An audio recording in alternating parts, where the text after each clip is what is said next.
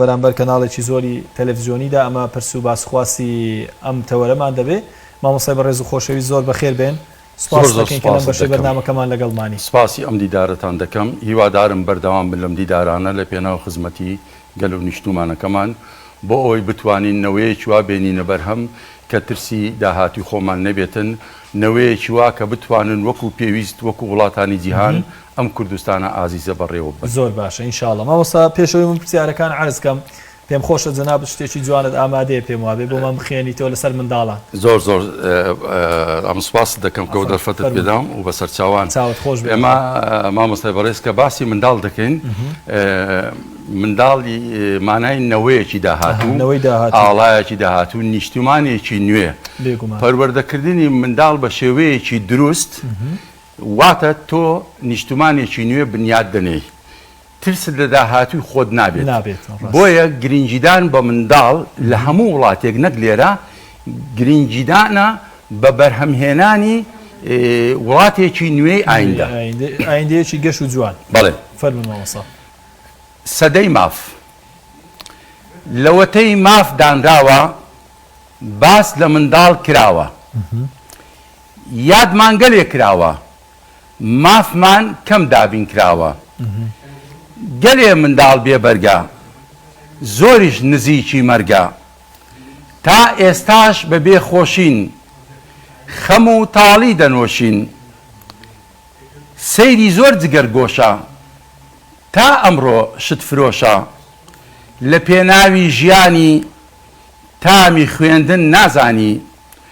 باسی ماف هیچە بەدەم لە سەدەی 21ەم.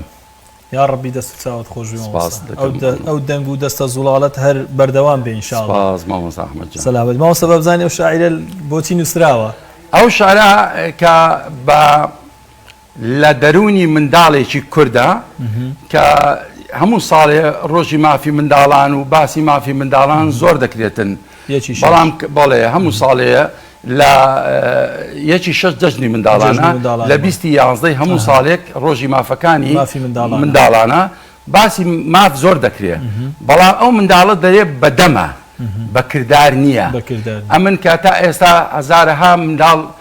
نزیکی مەرگە، زۆری بێبەرگە، زۆری هەتا ئێستا نەخۆشە، هەیە شت فرۆشە، دەبێ بەرنامەیەکی تۆکمە هەبێ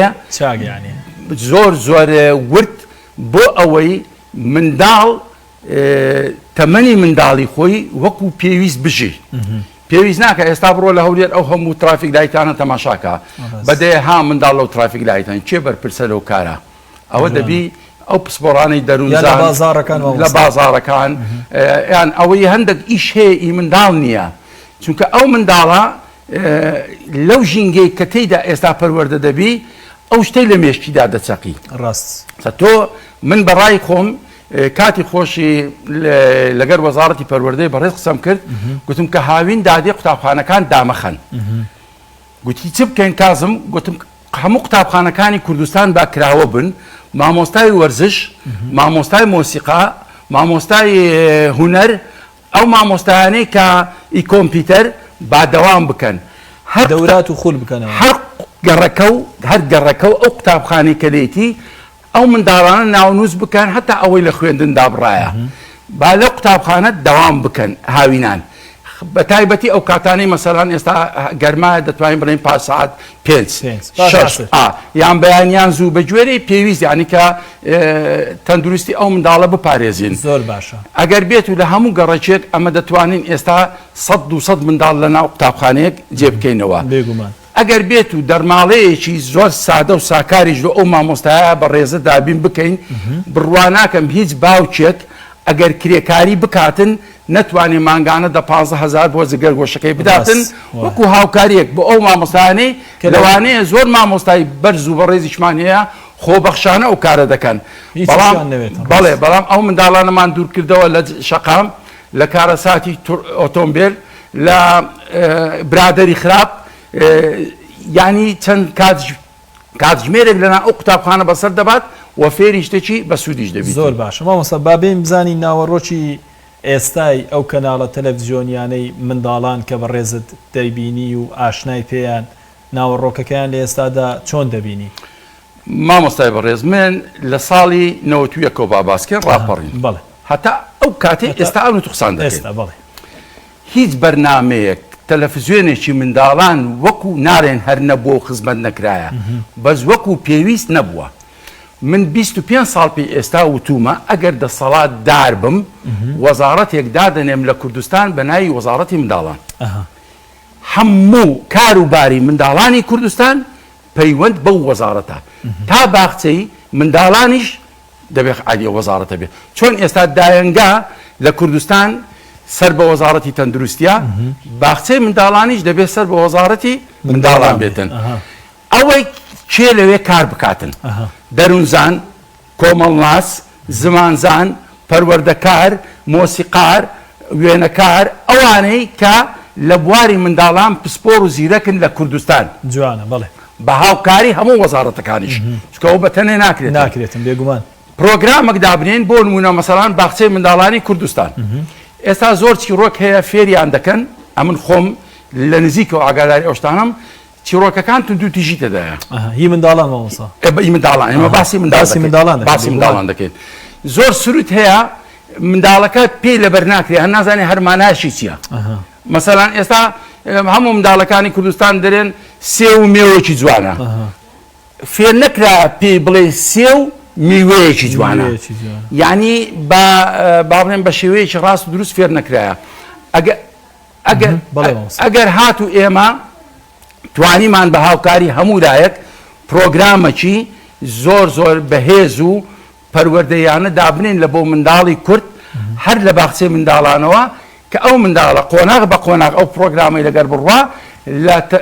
کە زانکۆتەوە دەکا دەبێتە سەرکردەیەک ئەندازیارێک پزیشکێک مافپەروەرێک دادپەروەرێکی ڕێک و پێک کە دەتوانی لە هەر شوێنێکی دابنی خزمەت بکە ئەو کاری خۆی بەڕێو بە بەبێ ئەوەی هیچ کێشە هەبی زۆر باش مامۆستا لە ئێستادا دەبینین ینی ئێمە هەمومان بەیەکەوە کاتێک سەیری کەناڵەکانی تەلەڤیزیۆن دەکەین ژمارەیەکی زۆر لە کەناڵی تەلەڤیزیۆنی منداڵان ئێستا کراوەتەوە بەڕای مامۆستا وەکو کەسێکی پسپۆر وەکو کەسێکی شارەزا لەم بوارە زۆری ئەو ژمارەیە بە شتێکی باش دەزانن یان چی من مامۆستای بەڕێزم کاتی خۆشی باسم کردی ئێستاش باسی دەکەم لە کەناڵەکەی بەڕێستانەوە ئەو ئەفلام کارتۆنانەی کە ئێستا زۆری هەنا یان ئەو قسانی کە دەکرێت لە ناو تەلەڤیزیۆنەکان بۆ نمونە ئێستا لە خۆم و خۆتەوە بگرا و ئەوەی هەر تۆزێک عەقڵی هەبی هەموو دژی تیرۆرە و دژی کوشتنە دژی تەقینەوەیە بەڵام دژی تەعەسوبە تۆ تەماشای هەموو کەناڵەکان بکە پشی لەو مشکوشتیوە ئەو هەموو تێئینتی دانانەوە تەقینەوەیە بەڕای من ئەوە جۆرێکە لە تاوان من وەکو خۆم کە لە من دەپرسی پێویستە تا ئەفلام کارتۆنێک پەخش دەکرێ لیژنەیەکی باوە ئیمزا لەسەر ئەو ئەفلام کارتۆنە بکە لەلایەنی دەروونزانی کۆمەڵناسی لایەنی مامۆستایانی ئاینی زانانی ئاینی لایەنی مامۆستایانی پەروەردەکار وەزارەتی پەروەردە دەبێ ئیمزای بکەن ئەو ئەفلام کارتۆنە پەخش دەکرێ یان نا جوانە دوو گۆرانیەکی منداڵان لە شعرەکانی منەوە بگرە ئێستا من ئەو شعرێ من دەمانەوێت بیکەینە گۆرانێ دەبێت 4 کەس ئیمزای بکاتن ئەو دێرە ڕاستە باشە خزمەتی میلەتەکەمان دەکا تونند و توژی تێدا دەیگۆڕین لای دەبن کێشەمان نییە نەک هەر بتە گۆرانی بۆیە ئەو کەناڵانێک کە ئێستا هەنە لە کوردستان کە ئێستا دەرێن بەبێت چاودێری یان بەبێ سانسۆر هەر کەسە لە خۆی بڕێوەی دەبا من لەگەر ئەوەمە ئەگەر سانسۆر بۆ هیچ تێک نەبێت لە بوارەکانی تر لە تەمەنی 18 ساڵی بەرەو سەرەوە بۆ بواری منداڵان دەبێ زۆر بەوردی هەبیتن هەتا ئێستا باسی شتێکم بیراتەوە ئەو تەقەمەنیانەی لە بازاڕە ئەمن لە ڕێی کەناڵەکەی بەڕێستانەوە داوا لە بەڕێز وەزیری ناوخۆ دەکەم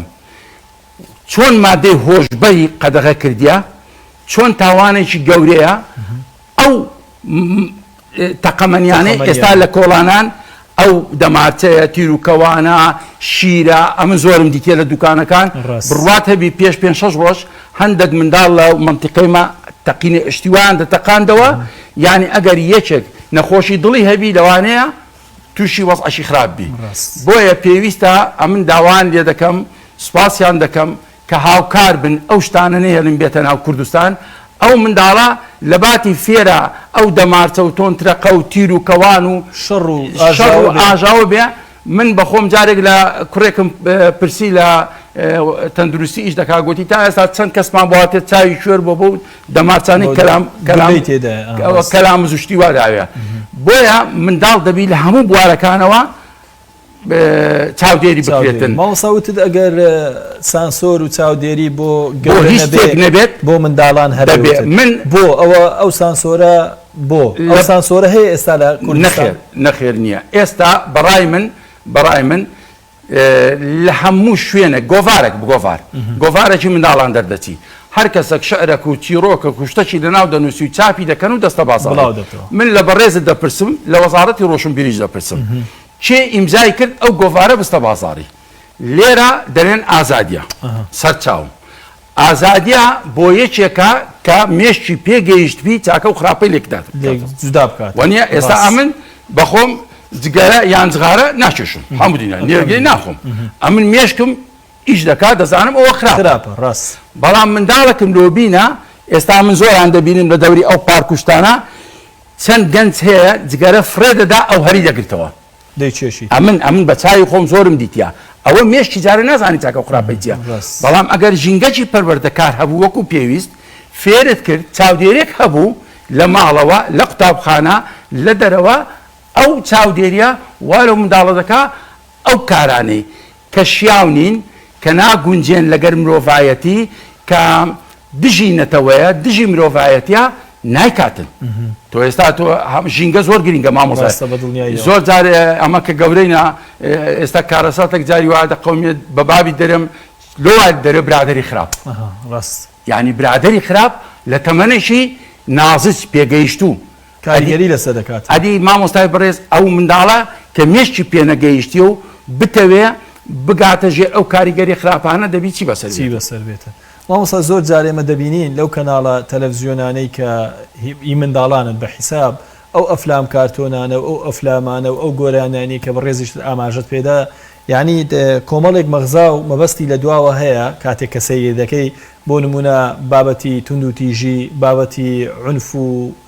بابەتی عشق و غەرامیات و خۆشەویستی و ئەوانەشی تێدا هەیە. نابێ کەسێک هەبێ سانسۆر بخاتە سەر ئەم کەناڵانە کە بزانێت کاکە چی پەخش دەکەن بۆ ئەو منداڵە ئەو گۆرانیانەی کە باسی عشق و غەرامیات و ئەو شتانن یان عنفنیان تونند و تیژین ئاخر بۆ ئێستای ئەو منداڵە لە ئێستارە بەو شێوازە پەروەردە بێ دوجار ئەو کۆمەڵگایە چی لێ دێتن چی بەسەر دێتن. مامۆستا بەڕێزم ئێستا من دەسەڵاتدار بووم لە حکوومەتی هەرێم هەر ئێستا ئەو شۆ هەموو کەناڵەکانی تەلەڤیزیۆن بە سپێدەوە هەمووی دادەخەم بە ئینگۆش بۆ ڕۆژی دواتر مەرجێک دادەنێن بۆ کەناڵ کە هەمووان کەناڵێکی تایبەتیش دەبێ بە ناوی دەنگی حکوومەتی هەرێمی کوردستان نەک ئەو کەناڵانی کە ئێستا هەیەمە ناویچیانە بە هەمویانەوە دەرێم بەبێ فەرق و جیاوازی یەک کەناڵ دەبی هەبی بە ناوی دەنگی حکوومەتی هەرێمی کوردستان یا هەر ناوەکی دی لێدەنێن. کەناڵەکانی تر لە سپێدەی بەڕێستانەوە بگرا هەمووی مافی خۆی هەیە ڕۆژی دووەم سێم مەرجەکان دەبی ئیمزا بکە و چاودێریشی لەسەر بی نەک وەڵا ئەوە ئایدی فلانیە و ئەوە ئایدی فلانیە شتی وانە حتا گۆرانیە کە پەخش دەکرێت گۆرانی بەڕای من کاتی خۆی فەلەکەدین کاکەی هزار ڕەحمەت لە گۆڕی دانیشتم لەگەری گوتم مامۆستا فەلەکەدین کە گۆرانی بێژەک دێ گۆرانیەک دەیەوێت تۆمار بکە دەبی چۆن کابرای خانوو دەکڕی کارەبا و ئاو و تاپۆ و زەریبە و زەریبەی دەخل دە 15 دایرەی پێ دەکەن هەمووی پێساف دەبی یەک فایلی هەبی ئەو گۆرانی بێژە ئاوازدانەر شاعیرەکە با بڵێم دابەشکاری مۆسیقا ئەو جابێتن هەموو مافخان وەربگری ئەو گۆرانیە ئەو لیژنەکی پسپۆرت تەماشای کاتن ئەو گۆرانیە حتا ئی گەورانی ئێستا زۆر گۆرانی هەیە ناشێ لەگەر کۆمەڵگەی کوردەواری بە مامۆستا بەڕێزە ئەو گۆرانیە ئایا دەشێ لە بۆ کۆمەڵگەیمە ئەوجا لەلایەنی ئاینی لەلایەنی پەروەردەیی لەلایەنی نەتەوەیی ئەوجا ئەو لیژنەیە دەبی ئیمزای کاواژۆی بتا لەسەری برێ ئەو گۆرانیە دەیڵێ پەخش دەکرێت بەڵام ئێستاوانە ئێستا کابرا مەسەلان تەماشاکەتە سەر تەلەڤیزیۆنێک جێیەکی بخۆی گۆرانیەک دەرێ ئەو شانەی ئەو وتانەی ئەمە باسی فەیسبوک و شتیوان ناکەین کە وەشتەکی هەر کەس لە ماڵی خۆی ئێستا دەتوانی بخۆی ئیزاعەک بنێ بەڵام لایەنە فەرمیەکان دەبێت چاودێرێکی زۆر ورتەبی زۆرتون دەبی حتا لە هەواڵەکان ئێستا لە تەلەڤیزیۆنەکانی ئێستا بگرە مەناوەکانیان ناڵێن زۆر هەواڵی تونند و تیژی هەیە کابرا کوڕی کوژرایە جەرگی سوتات سێ تەلەڤیزیۆن لەسەر سەری کابرایە ماچیان لۆ ڕاگرتی ماچیان لۆ ڕاگرتی ئێ باشە من لە تو دەپرسم لە مرۆڤایەتی دەپرسم لە زانانی ئاهەنی بەڕێز دەپرسم لە پەروەردەکاران دەپرسم ئەوە جەرگی سوتایە لە ئەو کارە ساتەیە ئێستا ئێمە لە بەردەین کاکە تو چیش بۆ هەواڵەیە دەوێت قسەی لەگە بکە ینی ئێستا ئەمن ئەو کەناڵانی کە هەواڵەکان لە کوردستان پێشکەش دەکەن ینی شتێکی وای لێ نابینم وەکو ئەوەی برەی لە بۆ میلەتێکدانرابی هەر لە بۆ کات بەڕێکردن یا موچە وەرگرتنەکەیە بەشی زۆریان یانی ئەم ڕێزم هەیە لە بۆ کات نەکەمە هەر هەمووان زەربی سفەکەین بەڵام دەبێ هەتا هەواڵ خوێندنەوە نابێت تۆ دێ سەر ستێجێک کە هەواڵک دەخوێنیەوە وابزانی ئەتوو لە بن دیواری مەکتەبەی ڕاوەستای قسان دەکەی ئەتوو هەواڵک دەخوێنیەوە لە بۆ 40-50 ملیۆن کورد بەلانی کەمی باڵێن لەو 40-50 10 ملیۆن جێ لە ڕادەگری 5 ملیۆن چونکە ئەوە سەتەلایتە لە خۆ دەزانی هەموو جیان دەگرتەوە پێویست ناکە ئەتوو هەر هەواڵک بی و تەلەڤیزیۆن بڕوات هەبی جاری وا هەبووە کارەساتە قەومایە لە ماڵک 6 تەلەڤیزیۆنم لەوێن دەرەدیتە چاوەکەی چاوم ئەتوو جارێ ئەو ترس و دڵە ڕاوچێ ڕۆ دەخێنە ئەو میلەتەی خەڵکی پێدەترسین سارێک وەردەگەڕێ 4 کەس مردیە یەکسەر دەچی تەرمەکان و شوێنەکان و مامۆستا باسی تونند و تیژیمان کرد مامۆستا ئەوە لە خەیاڵت هەتا دەوڵە دەبیت تەبع دەبی شوێ دێتەوە خەونت ناخۆشە کاکە تو دە هەواڵێکی خۆش یعنی ئێستا لۆ ئەو شۆ لە هەموو تەلەڤیزیۆنەکان نێرە حکوومەت هێرێن بڕیاریدا پاشکەوتی موچە دەدرێتەوە یعنی چەند خۆشە ئێستا ئەو هەواڵە چەند خۆش بوو ئەو مانگەی گوتیان موچە بە تەواوی دەدێ شتێکی خۆش بیان خۆش نەبوو با مەسەلان با بڵێن ئەو کارە با ئێستا ئەوەی قەردارە با عەفو بکرێ کاکە تو هەواڵێکی وا بە خەڵک برێ خەڵەکەم دەڵێ ئامین مامۆستا بۆ قسە خۆش کاکە ئەتوو ماڵی خۆتە حکوومەتی هەرێم باوچەوە میلەتەیە ئێمە خزمەتکاری ئەو گەل و نیشتمانینە هەواڵی خۆش قسەی خۆش من جێگیری خۆشە ڕاست مامۆستا ئەحمەدی بەڕێ ئێستا زۆر جار دەبینی خۆشەویست دەکەیت بابی ئەمری خوا کردی لە خەستەخانەی چەند ناخۆشە تەلەفۆن لۆ دەکەی بابت وەفاتی کرد چەندنا ئەدی ئەگەر بە شێوەیەکی دی هەواڵەکەت گەیاند و برێ بابەت هەندێک زەختی بەرز بوویتەوە داوای ینی کێشەی ما ئەو هەواڵانی ئێستا لە تەلەڤیزیۆنەکان بەگشتی بەڕای خۆم ئەوە ڕای خۆمە تایبەت پێداچوونەوەیەکی وردی دەوێتن و پێویستیشە لیژنەت لە وەزارەتی خوێندنی باڵا و پەروەردە لەوانەی کە پسپۆڕی بوارەکانی دەروونزان و کۆمەڵناس و زانایانی ئاینی بەڕێز هەبێت زۆر باشە ئەوانە بەرپرس بن لە پێشکەشکردنی راپۆرت بەرامبەر ئەو کەناڵانە بۆ لایەنی دەسەڵات کە بڕیاری سزادان و پاداشتی هەبی هەردوومان هەبی زۆر باشە مامۆستا با بزانین ئەو کەناڵانەی ئێستای کە منداڵان باسی زۆری ژمارەکەشمان کرد کە هەنە لە هەرێمی کوردستاندا کار دەکەن لە ئاست ناسچی قۆناغی منداڵانی هەرێمی کوردستاندا هەنە نەخیانە نەخێر نینە باشە مامۆستا ئەحمەد بن پرسیارێک لە جەناب دەپرسم لەوەتەی بابرێن لە ڕاپەڕینەوە نەوەتیوێت تا ئێستا ئەوە سی چەند ساڵە ئەوانەی دەرچوین لە هونەرە جوانەکان لە کۆلیژی هونەرە جوانەکان لە بەشەکانی دی کۆمەڵناس دوو کەسم پێ بڵێ سێ کەسم پێ بڵێ لە هەموو کوردستان بێن بەرنامەکی منداڵان پێشکەش بکەن بەرنامە من خۆم لە بەرنامەکانی منداڵان زۆر بەشداریم کردیە زۆر هەتا جارێک لۆ خۆشی ڕۆ بجێڕمەوە یەک لە برادرە خۆشەویستەکانم دوو شعری نووسی بوو گوتی مامۆستا کازم دەمەیە ئەوەی بڵاوکەمەوە تەماشایکێکەوە منیش کە تەماشام کرد گوتم وەڵی مامۆستا ئەتوو لە بوارایکی دی زۆر زیرەکی ئەوە لە بۆ منداڵان باش نییە گوتی مارت کاوە نەبیلۆ منداڵانە منداڵ قابلەسیە یعنی بڕواتە بی مامۆستا ئەحمەد یعنی ئەو خۆم کە منداڵێک دەبینم منداڵێک وەکو خۆمی تەماشا دەکەم یعنی قەت ئەمن حتا لە باخچەکانی ساوانیش کە چوویم یعنی ئێستا لە کە منداڵێک دەبینم یعنی بە چاوەک کە ئەوە سەرکردەیەک مرۆڤێکی خزمەتکاری کوردستانە لە داهاتوودا بەڵام ئێمە ئەوەی کەوتت ئەو تەلەڤیزیۆنانە لەبەر ئەوەی کەسانی پسپۆر بەڕێوەی نابن ئێستا مەسەلان بۆ نمونە ئەو وێنەگرە ئەزیزانە ئەوانەی وێنە دەگرن بەشی زۆری کارە گرانەکە لە ئەرچوانە ئەمن پێم باشە لە هەموو بەرنامەک ڕسمی وانە لەگەر کامێرەکانیان لەگەر ناوەکانیان دەرچیتن دەرچیتن چونکە ئێستا ئەوانە کە پێیان دەرێن سەرباز ئەمن ناوم لێناین پێشمەرگەی ون چونکە سەرباز لە کوردستان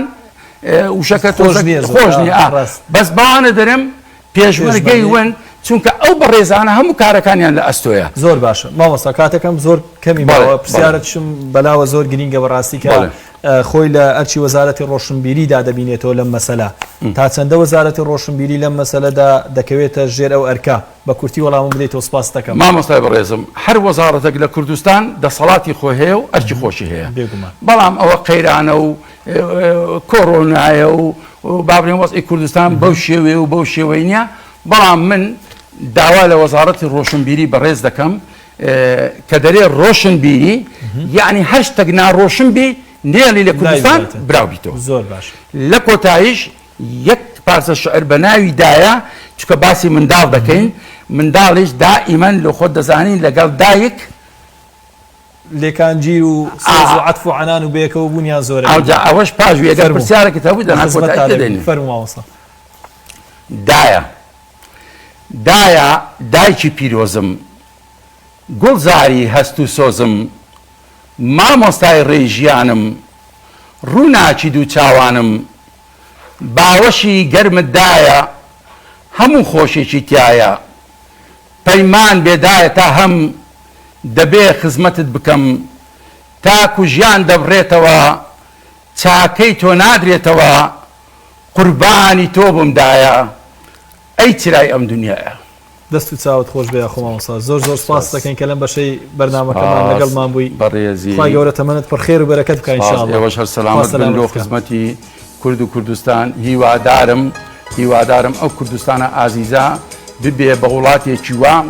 ئەوەی لە هەندەرانیشە بگەڕێتەوە ئێران نەک لێرەوە بستن ئینشاءالله یەخۆ بەخێر بێ زۆر سپاس. بەڵێ بەڕێزان و خۆشەویستان سپاس بۆ ئێوەی بەڕێز و خۆشەویستیش کە تاوەکو ئێستا بینەری تەواوی بەرگە و بابەتەکانی ئەمڕۆی پڕۆگرامەکەمان بوون تا بەرنامەیەکی